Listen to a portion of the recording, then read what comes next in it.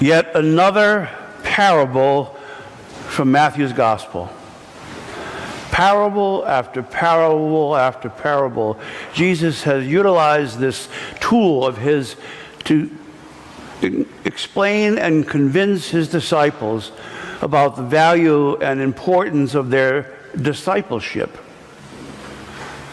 Last week we heard about the 5 wise and 5 foolish bridesmaids. We've heard parables before about discipleship. And today we hear the parable, what is often called the parable of the talents. It's an interesting way for Jesus to explain to his disciples what their task at hand is. There's an interesting story that Jesus tells about a rich man who gives his money to be held in security by his slaves as he plans to travel, as would many rich people in that region during that time. I'm not old enough to remember the Depression, but I know from reading history that many times people would put their money in their mattress instead of in the bank. We'll see what happens with that in just a few minutes. The story goes that he gives his 3 slaves talents. He gives 5 talents to his first slave. What's a talent? A talent was gold, actually. It was worth about 20 years of compensation for a slave. 1 talent was equal to 20 years' pay for a slave. So the master gives the first slave 5 talents. That's a lot of money. And then he gives 2 talents to the second slave and 1 talent to the third, as it says, according to their abilities. And he leaves. It says, and he went away. He traveled. It was a common thing for rich people to do in Jesus' time, was to keep their money aside, secure, to give to their slaves. And this was a sharp and astute businessman who did this. And when the master returns, he discovers the first slave has doubled his money. Now he has 10 talents. He said, Lord, I took your 5 talents and I made 5 more talents. You're the man. You are going to get great things to do because you have been a good and faithful servant. You have been faithful in little things, and now you're going to get some big things. And the second slave comes and says, Master, I have doubled the talents you gave me. You gave me 2, here are 4. Good and faithful servant, he says. You have been faithful in little things, and I will be giving you larger tasks in the future, more responsibilities. Third slave, who was afraid of the master, he was afraid of his temper, afraid that because he had behaved in a frightening way, apparently, to this slave in the past, this slave dug a hole and buried the talent in the ground. Exactly what most people at that time of history would have done. More people listening to this parable that Jesus told his disciples would have said, that guy's got it right. He did the safe thing. He dug a hole and put that money in the ground. He didn't risk his master's money. He didn't gamble with it and try to invest it and do anything with it. He hid it in the ground so it would be secure and intact upon his master's return. Well, what does the master say?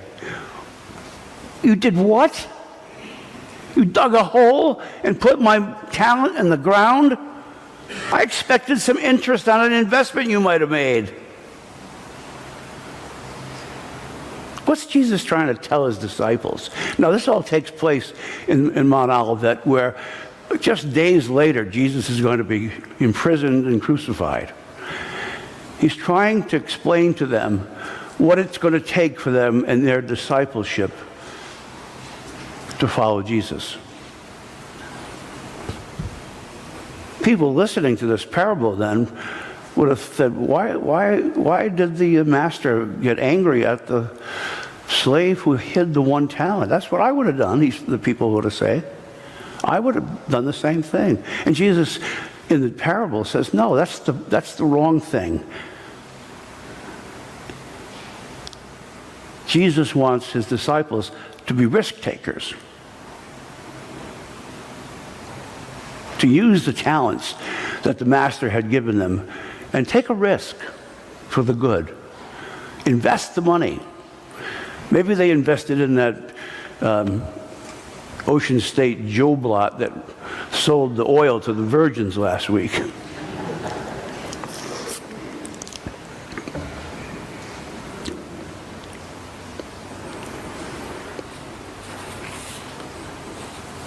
When I was in seminary, Mother Reverend Margaret Gunther was our professor for spiritual direction. And she had us all take the Myers-Briggs personality inventory. I thought Myers-Briggs was a lawnmower. So we took it. And she said to me, when the results were in, she said, Anthony, Tony, she's called me Tony. She said, you are off the chart ENFP. And I thought, what the heck does that mean? And then I read about it, and I thought, that's me? That's what people think? That's me? And who's taking the Myers-Briggs? Anybody here taking the Myers? Well, some of you know what I'm talking about. Well, I was astounded when I got the results back. I thought, I don't see myself that way. I have never seen myself that way as a extroverted, feeling, sort of sensing, intuitive person. I think like many people, some people struggle with low self-esteem early in their lives. I think I did struggle with that a little. I think maybe many of us do that at times. I remember in 1994, I had to write a letter to Bishop Coleridge to request being accepted into the ordination process in the Diocese of Connecticut, because people were sort of bubbling up and saying, you really ought to think about this, and people were sort of nudging me, and I was sort of thinking about it. And so I finally wrote the letter, and I said, Bishop, I think it would be irresponsible. I don't know exactly how I lived, but it basically said, I think it probably would be irresponsible of me not to explore the possibility of ordination. And then I said, but Bishop, if you think this is a bad idea, that's just fine with me. And he called me on the phone. And he knew me from St. Mark's, and he was from Guyana. He had sort of an accent, which I can't do, but he said, Anthony, I don't get many letters like this.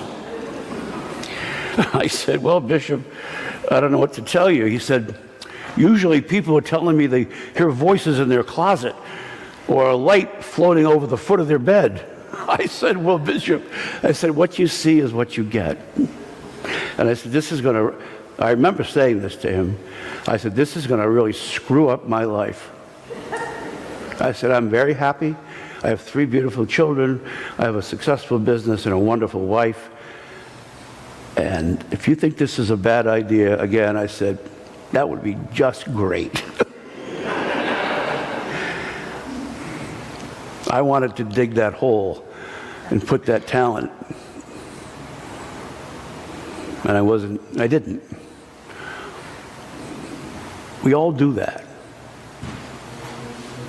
But the parable's message is for us to be risk takers, to be able to embrace the good news of the gospel in our lives, to embrace it, and let the passion of the gospel flow through us at everything that we do.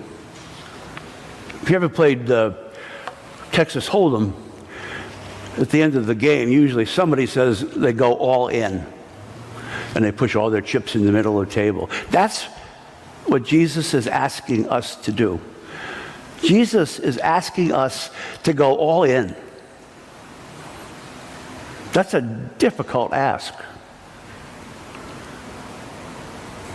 And it's basically the same questions we're going to be asking the representatives for Charlie and Henry this morning at the baptism. It's a big ask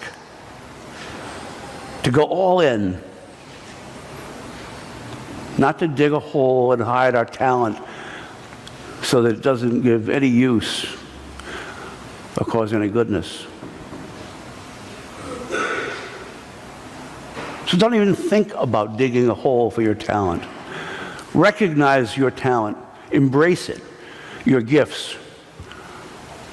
Embrace the wealth and abundance of grace that God has given to each and every one of you. In this season, in anticipation of the holiday of Thanksgiving, how much more appropriate would it be for us to give thanks this year, especially for what God has given each one of us, and to make that promise that we're going to do everything in our power to try, at least, to go all in. To take a risk. To be that voice in a hungry and broken world that needs to hear the good news of Jesus. To hear the story of Jesus and his love and his sacrifice and his leadership. Just days after this parable, Jesus would hang from a cross. The ultimate sacrifice. Because God so loved this world. He died for us, and he was raised from the dead to give us new life. The new life that is represented by the Paschal candle in the baptistry. The new life that guides and leads each one of us and empowers everyone here by the grace of God to go all in and be a risk taker for Jesus. That's the ask. That's the request. No holes in the ground. No money in the mattress. Live. Proclaim. And rejoice. Amen.